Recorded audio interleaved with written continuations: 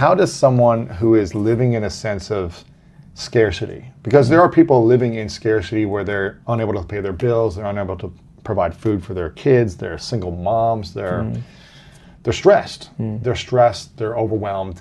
It's hard to get into a sense of abundance when you're in scarcity and stress. So how does someone find purpose in chaos when they can't even get out of the thinking because they're just trying to survive? Yeah. So, beautiful question. My biggest answer is, first of all, I empathize with anyone who's been in that situation, I can't ever say I've been in that situation in the same way, but I've experienced similar things. You've seen feeling in your life. Yeah, in my own way. And I've seen my mom go through stuff like that. I know that my mom worked really hard to raise me and my sister while working, you know, while running around. And I've seen my mom be that incredible powerhouse of a person. And the main thing I would say is, what you can do right now is find meaning in what you do. Make what you do meaningful, passionate, and purposeful. You don't need to suddenly look to become an entrepreneur or start a side hustle or find some more time. Find meaning. And the way you find meaning, as you genuinely stop, press pause for a second, and go, what am I living for? Like, what am I living for right now? And if you're living for your child, and if you're living to provide and put food on the table, that is a beautiful thing that we should celebrate more. And sometimes it takes us a moment to stop and celebrate that. And so I would say find meaning, because you can't always find happiness, you can't always find positivity, but you can always find meaning in that position. So I'll give an example. Like, I lost someone really important to me, a mentor, a few days back. I can't be positive about that. You can't be happy about that. Yeah, it's hurtful. You feel sad, you feel lost, but guess what? I can find meaning in it. Because I can make a list of every lesson he taught me and make a plan to try and live every one of those lessons. Wow, that's beautiful. And so if you're in a really tough situation right now, don't look for positivity. Don't look for happiness. Look for meaning. That's a good one. Not trying to get yourself out of pain too quickly, or discomfort or frustration, which I've been in the guilt of being like, oh, just be positive, or whatever to people. But I think it's like, you know, have your experience, live your experience, and find meaning as quickly as possible, and create a commitment to how you want to use that meaning moving forward. I may not be great tomorrow, maybe not next week, next month, but I'm going to use this meaning to serve other people, to continue to do what I love, continue to be great to my friends, my family, in the best way possible. And when you start doing those small things with love and kindness, so much more opens up. It's like when you can be trusted with the small things and the small moments, you get trusted with more and more and more. And so, like, it helps to just, in that moment, and it's in those painful moments that you realize how powerful you are. We all know that. Like, you really recognize it. And what you said was beautiful about not rushing through the pain, because, and you know, this example's probably been shared before, but if you have a wound and you've cut yourself, it's like you can't rush the healing. You can't rush it. If you broke your arm, I mean, and you've been through so many bodily injuries, you can't rush the process. It's going to take 6 weeks minimum to heal a broken bone. Yeah, minimum. And you've got to sit through that. It's painful. There's no injections you can take. There's no videos you can watch. There's nothing you can listen to. But our challenge is we try and rush through the pain rather than reflect through the pain. We try to rush the healing process. Try to rush the healing, and you can't rush healing. And healing is meant to be slow because it buys you time. It buys you reflection. It gives you so much space to slow down. And that's what your body's calling out for. And this is our emergency. Like, how many times have you heard it where you slow down, and that's when you fall ill? Because guess what? Your body has been trying to tell you to slow down. When you feel pain, so I write about it and think like a monk, pain makes you pay attention. That's what pain's for. Pain's Notice this. Notice this. Look at me. Look at me. It's like a crying baby craving for attention. When a baby's crying, you don't just go, it's crying. You don't just go, oh yeah, we'll just put it in another room and forget about it, right? Like, you go to it and you find its needs. Whereas without pain, when something's painful, we're just like, oh yeah, I'll just forget about it. I'll escape from it. I'll do something else. You have to go into that pain. I'll numb the pain. I'll numb the pain. With That's alcohol or whatever. Yeah. 100%. That's usually our response is, what can I do to numb this? Work more, have sex more, drink more, whatever. drugs more, whatever it is. Rather than let me actually become alert. And guess what? The pain just gets higher and higher and higher and higher, because unfortunately, until it really hurts, we don't stop. Or you need more and more to numb it with. So true. And so you go to the extremes of life, right? So true. Now, what's been the most painful thing you've had to experience since because I know leaving the monkhood was painful for you, because this was a mission of yours that you wanted to have for your whole life, and I think you were there for 3.5 years. So what's been the most painful thing, I guess, in the last 6 or 7 years since that time that you've had to reflect back on, take notice of, pay attention to, and reevaluate? That's a great question. I think for me it was in 2016, I moved out to New York. So just let me paint a picture of 2016. I moved 3 jobs. I got married. Wow. I moved country, and I just started a whole new life. Like my life just transformed. So we went through all of that with my wife in 1 year. And by the way, all of that was surprises. The job change was surprises. Yeah. The country change was a surprise. The marriage was not a surprise. We planned that. Right. But apart from everything else, everything was a surprise. Now I said I like surprises, so I can roll with it. But my point is, that's a lot of transition in a year. So much transition. And I felt the burden of being in a new city where we had no family, we had no friends. And my wife, who loves being around her family, and no one understands just how close she is to them, I felt this burden on me that I had taken away her time with her family, and now she was alone. So I was going out to work, and she'd be crying at home. And I was thinking, she's got no friends, she's got no support. And I know you can relate to this with moving and relationships and so much going on. And so it's like, I'm dealing with that. And guess what? 6 months later, I have to leave and move on and work on a new career to build everything myself. And then I'm 4 months away from being broke. And so on top of all of this, I've now got 4 months away from being broke. I've got enough money saved for 4 months to pay for rent and groceries, and that's it. In New York City, and that's it. And guess what? Even on top of that, I've got 30 days before my visa runs out and I'm kicked out of the country. So I can't even live here anymore.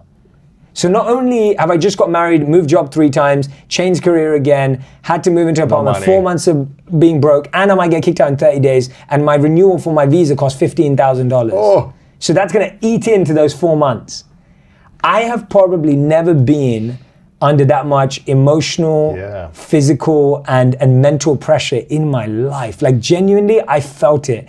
And I felt my body change. My breath was more stressed. I would be breathing faster, shorter breaths, not deep breaths, heart beating faster, not working out. You get into lazy habits, you start craving junk food. Sugar to get energy. I'm living in a 500 square foot apartment with my wife, which is tiny, like everything's in that space. And guess what? We both work from home. So I'm now sitting at a desk, hunched over, trying to figure stuff out. She's trying to cook in the same room. Like I'm trying to, just trying to figure out what to do. And I remember the next morning sending like 100 emails to people and just being like, this is who I am, this is what I can do, how can we serve? And that was the same year that I ended up meeting you later in that year. And the beginning 3 months of that journey were so stressful. Like they were so stressful because I was like, what if I have to move back to London? What am I gonna say to her parents? I mean, I just took their daughter away. Like, you just got married. I've lived in New York City for 6 months and my life's falling apart. Like, you know, so much. And I've got all these views, but there's nothing happening in. We met. But you also, I mean, at this time, you're also growing so much. How are you able to create and reach this impact with your videos as that's growing while you're under so much stress and uncertainty? And I stopped a bit at that time. Like things slowed down hard. Like things slowed down. I remember that. I wasn't creating as much as I was because I don't enjoy creating from stress or pressure. And I don't think you can really create something from stress and pressure. So we really slowed down at that time. And when I was creating from a place of recognizing that I could share what I had learned and what I had grown in so far. So anything I was sharing was like, this is what I've learned so far. So that was the biggest pain that I've been through in the last 7 years, for sure. And all I can say is that I remember coming home to my wife knowing that this was gonna be the truth. And I came home and I said to her, I guarantee you, this is gonna be the best thing that ever happened to us. What, the pain? The pain. I said that to the night I came home, and she gave out for that. I literally came home, I looked her in the eyes and go, this is the scenario. And I just want you to know that I guarantee to you, this is the best thing that's ever gonna happen to us. And I said to her, and this is a monk statement that we used to repeat, I said to her, I'm just not gonna judge the moment. Don't judge the moment, because what we do is we try to label moments as good or bad. And when you label a moment as bad, it now does not have the opportunity to become good. I'll give you an example. If I go, I don't like this book's bad, right? And I love this book. But if I say that, guess what? I will never pick it up and recognize the value that's inside of it because you've labeled it. Yes. And we label stuff, like we label, oh, that restaurant's bad. But when you label a moment, person's bad. That person's bad. Now you can't learn from that person. Oh, a great one. That's a really good one. As soon as you start labeling people or anything as good or bad, you limit it. You stop it from being something else. And here's the truth. Every moment can evolve into being anything if you give it the opportunity to. Right. But as soon as you say it's got no value anymore, you lose it.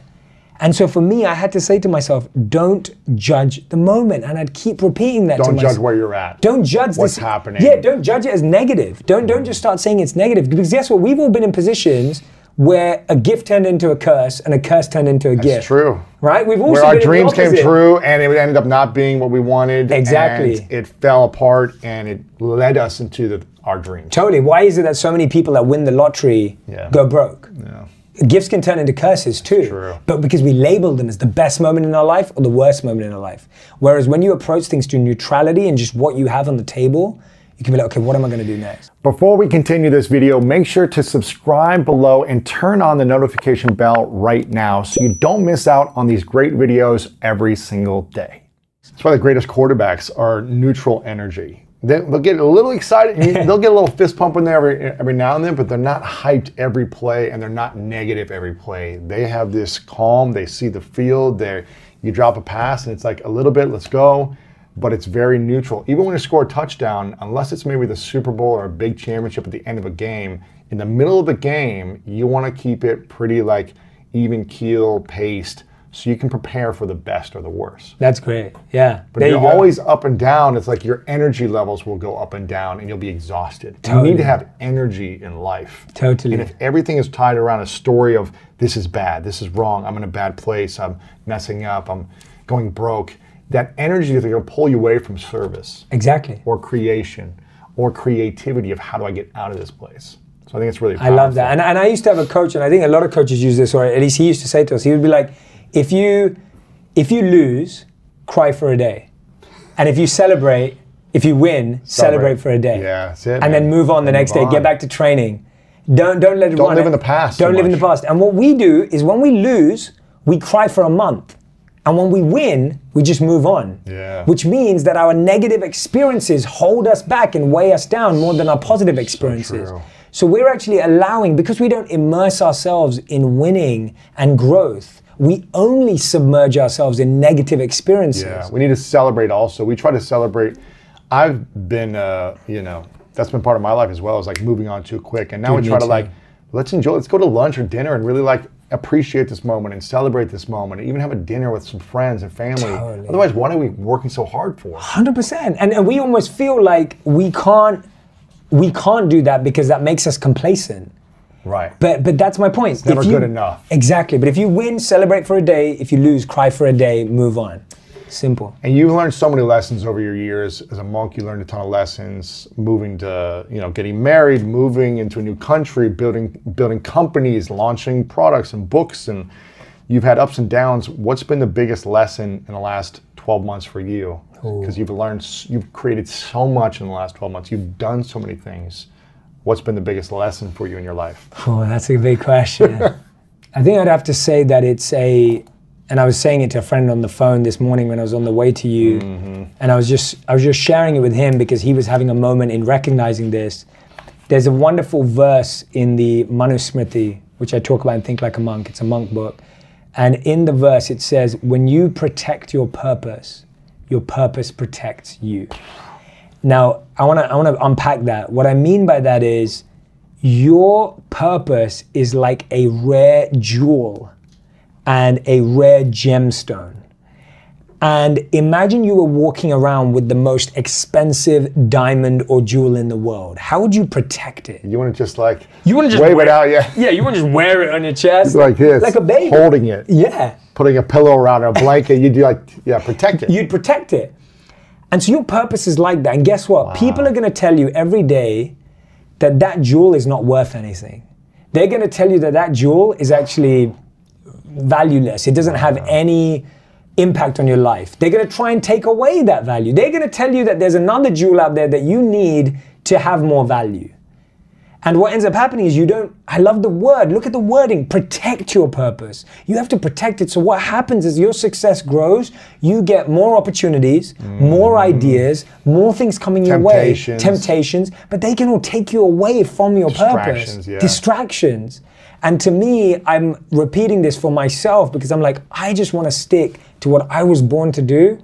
And I'm so grateful that I get to do it. I'm so happy I get to do it. And I want to keep protecting it. I don't want to get lost in the waves. You know, you don't want to just get chucked in the waves of the ocean and just get lost and just not know where you're going. So for me, when you protect your purpose protects you. So that's been your biggest lesson? That's my biggest lesson. Why? Do you feel like your purpose has been maybe distracted in some ways? I don't think it has. But I'm saying it so it doesn't. Like You're reminding yourself. Yeah, I'm reminding myself. Like I'm preaching to myself right now. It's especially like, being in Hollywood and the temptation of all these opportunities out here. Totally. And I think for me it's a bigger lesson also because it gives me more faith. So I always encourage, and this is actually this is why it's my biggest lesson. I encourage so many people that I coach, so many people that I mentor, obviously everyone in my community and audience and everything, to go and follow that, go and live that purpose. And I see time and time again that when I see people trying to live their purpose, they are protected, that things work. When you're playing in your dharma and your purpose, things work, things move, you feel momentum. They happen. And I'm not saying they happen without effort, but they happen, they move. Whereas when you're not, you just constantly feel like you're grinding up against, you know, a wall. I know, challenges. Just constant. So what is your purpose and when did you discover it? Good question. What is my purpose is simple. It's always has been not since the beginning because I discovered it afterwards. My purpose is making wisdom go viral. And I've stuck with that and I've kept it that way because to me, and there's more to it, making wisdom go viral through entertainment, I would say is my purpose because I believe that is something that is uniquely my goal, impact, and service. Yeah. And the beautiful thing is I'm not limited to a platform. So that can be books, it can be podcasts, it can be TV shows, it can be movies. It's not limited. And this I learned by reading. I was reading after, and this was after my videos started to get seen. This wasn't before I did it. It wasn't like I sat down and I wrote this fancy tagline. I was reading Salim Ismail's book called Exponential Organizations. And in this book, he talks about something called an MTP, a massive transformational purpose. And he says that every major person, organization in the world has an MTP. So an MTP has to be aspirational, it has to be massive, and it has to be service and purpose-based. So Google's is organizing the world's information. Notice it doesn't say we're an SEO company. Right. Notice it doesn't say we do Google ads. Right. They're organizing the world's information. Yeah. That's how big they're dreaming. And when you're organizing the world's information, you can do driverless cars, you can do Google Glass, you can sell Google ads, whatever it is. And so TED's is ideas worth spreading.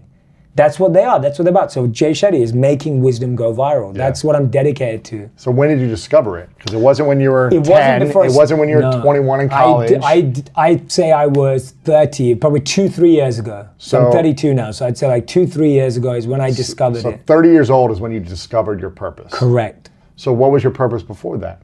My purpose before that was finding my purpose. Like it's like that process of just like, my purpose before that was 14 years. So I've been online for 4 years.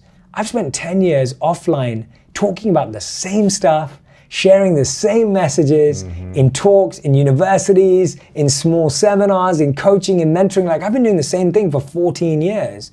But I didn't realize it was my purpose until very recently. But I just did what I enjoyed and naturally try to get better at it. So if we don't know what our purpose is and we're working towards finding our purpose, it's okay. That's actually where you're gonna spend most of your life. Discovering what your purpose is. Totally, and that's the best bit. Because I think a lot of people are like, well, I don't know what my purpose is. Totally, there's so much pressure. How do I find it? The pressure of finding your purpose will stop you from finding your purpose. Literally, and the pressure is so heavy. And that's why it's not about finding that. It's just starting with the basics. What am I good at? And I talk about it, and I break down Dharma in here, and I talk about what are your passion, what is your expertise, what is your compassion, because that's really important. What is your compassion for the world? Like, what problem do you want to solve? People always say, there's so many things I could do, there's so many things. I'm like, my question is not what causes you the greatest joy. Sometimes my question is, what causes you the greatest pain? Make that your purpose. Make that your purpose. If you don't know what your joy is, you definitely know what your pain is. What do you not like in the world? What do you not like? And so for me... Go serve that thing. 100%. So for me, the greatest pain I see in the world is people not reaching their potential. That causes me more pain, because I believe that there is someone out there who is stacking shelves who has the cure to cancer. Right. There is someone out there who's a talented singer. Is a talented singer. There is someone out there who's not living to their potential, and I think we're better people, we're better partners, and we're better parents when we live to our potential. So that's what I'm trying to solve. And I'm not saying that's the biggest thing. Sure. I'm just saying it's my thing. Whenever I work with people, I'm always telling them to find your purpose, focus on what you're most passionate about or what you have the most pain around. There you go. It's the same thing. It's like, do the thing you love the most and keep doing it until you either discover that's it, or maybe I don't love that anymore. Like, I played so many sports growing up. I used to love baseball. I used to love soccer, and then I got bored with it. I got burnt out by it. It wasn't a love of mine anymore. It wasn't a passion. And then I switched to football, and it was like, oh, this is a passion, and I'm actually more gifted physically for this sport than I would be for soccer. I was too big for soccer. I couldn't run 7 miles a day right now on the field. But I think you need to try lots of things, and you might think it's a passion, but you might get burnt out and discover, I don't love it anymore.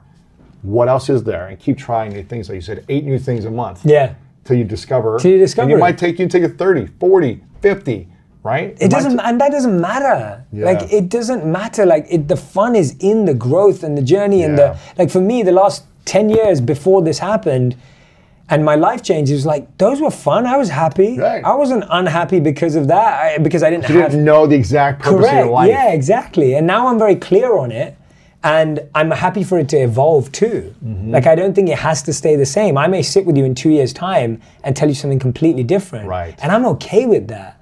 But I can only work with what I have now. And I think we start trying to postpone our purpose or find a date by which you have to, you put a deadline on your purpose, doesn't make any sense. Yeah, I'd say one of the first questions that always comes to my mind is how can I be of service today? How can I be and this is extended from that first question, how can I be an instrument of love, compassion, and kindness? And that's what I count as service in my own definition. And so what I would say to anyone listening is, define the words yourself.